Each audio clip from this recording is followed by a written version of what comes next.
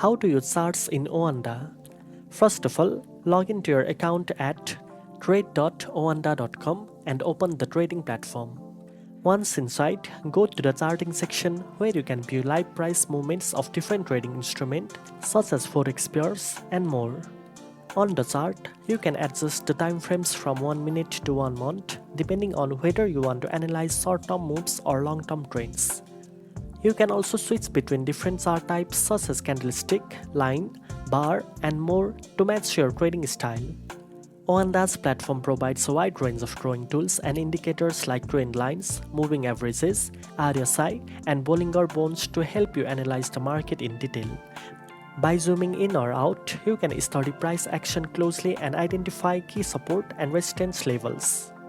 The chart is fully interactive, allowing you to place trades directly from it by clicking on the price level where you want to buy or sell. This makes trading faster, smoother, and more efficient. Now you know how to use charts in OANDA.